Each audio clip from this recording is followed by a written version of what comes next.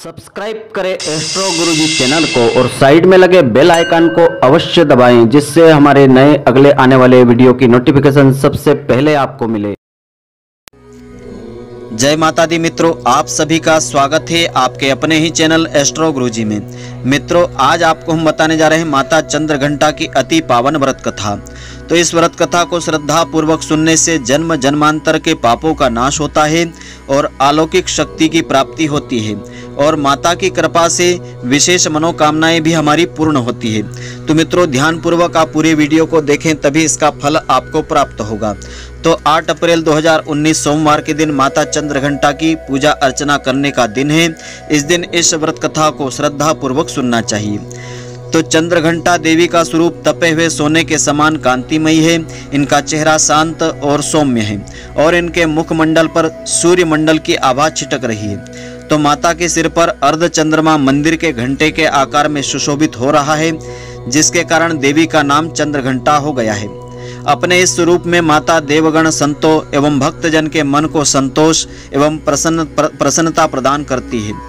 माँ चंद्रघंटा अपने प्रिय वाहन सिंह पर आरूढ़ होकर के अपने 10 हाथों में खड्ग, तलवार, ढाल, गदा, पाश, त्रिशूल, चक्र, धनुष से भरे हुए तरकस एवं मंद मंद मुस्कान करती है।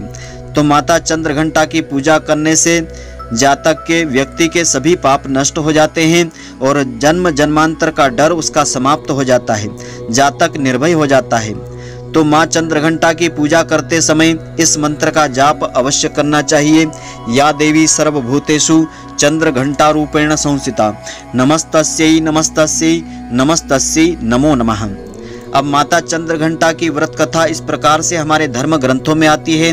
इस व्रत कथा को पूर्ण श्रद्धा विश्वास पूर्वक सुनना चाहिए, तभी इसका फल हमको प्राप्त होता है। तो देवताओं और असुरों के बीच लंबे समय तक युद्ध चला था। असुरों का स्वामी महिषासुर था और देवताओं के इंद्र। महिषासुर ने देवताओं पर विजय प्राप्त करके इंद्र का सिंहासन हासिल कर लिया था और स्वर्ग लोक पर राज्य वह करने लगा था। तो इसे देख करके सभी देवतागण परेशान हो गए और इस समस्या से निकलने का उपाय जानने के लिए तीनों देव ब्रह्मा, विष्णु, महेश के पास गए। देवताओं ने बताया कि महिषासुर ने इंद्र, चंद्र, वायु, सूर्य, अन्य देवताओं के सभी अधिकार छीन लिए हैं और उन्हें बंधक बना करके स्वयं स्वर्गलोक का राजा वह बन गया है।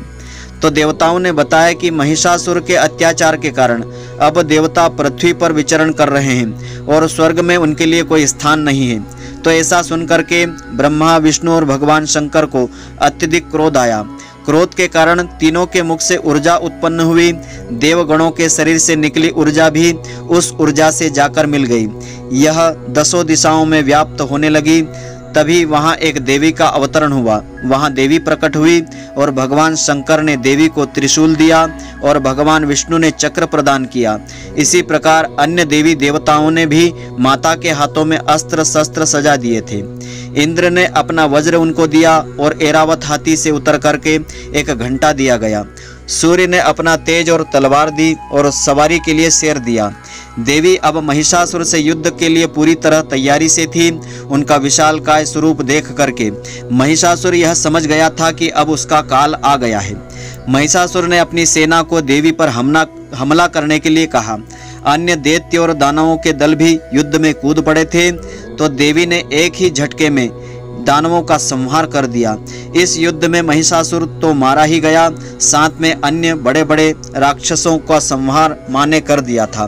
तो इस तरह माता ने सभी देवताओं और असुरों से देवताओं को अभयदान दे दिया, देवताओं को आशीर्वाद दिया।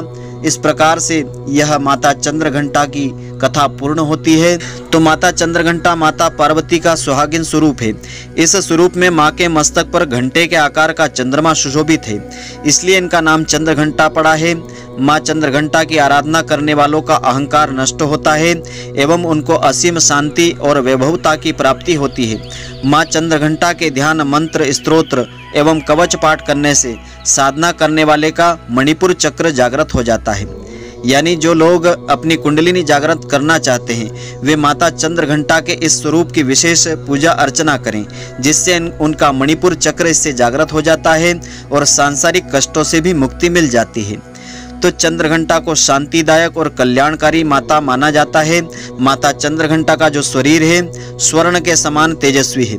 इनके 10 हाथ होते हैं, 10 हाथों में खड्ग, बाण आदि शस्त्र सुशोभित रहते हैं। इनका वाहन सिंह है।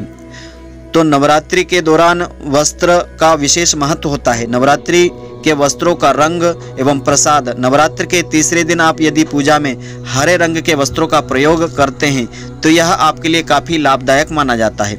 यह दिन बृहस्पति से संबंधित शांति पूजा के लिए सबसे उत्तम माना जाता है। यानी जिन लोगों का गुरु ग्रह कुंडली में खराब होता है या बृहस्पति कमजोर होता है, विवाह आदि में बाधाएं आती है, तो माता चंद्रघंटा की विशेष पूजा करना चाहिए। नवरात्रि के तीसरे दिन दूध से बनी मिठाई अथवा खीर का भोग माता चंद्रघंटा को लगा करके इसे ब्राह्मण को दान करना चाहिए। तो इससे जीवन में सभी प्रकार के कष्टों का निवारण होता है और मनोकामनाएं पूरी होती है। तो नवरात्रि का तृतीय दिवस, तीसरा दिन भय से मुक्ति और अपार साहस प्राप्त करवाने वाला दिन होता है। तो माता के 10 हाथों में अस्त्र शस्त्र हैं और इनकी मुद्रा युद्ध की मुद्रा होती है। माँ चंद्रघंटा तंत्र साधना में मणिपुर चक्र को नियंत्रित करती है और ज्योतिष शास्त्र में इनका संबंध मंगल ग्रह से होता है।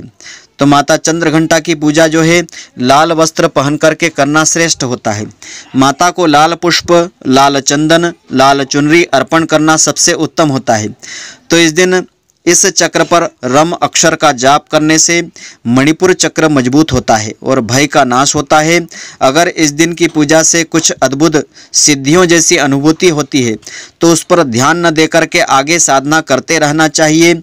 माता चंद्रघंटा की उपासना करने से साहस मिलता है, रक्त, दुर्घटना, पाचन तंत्र की समस्याएं दूर होती है और घबराहट, बेचैनी, भय की समस्याएं हमारी दूर होती है।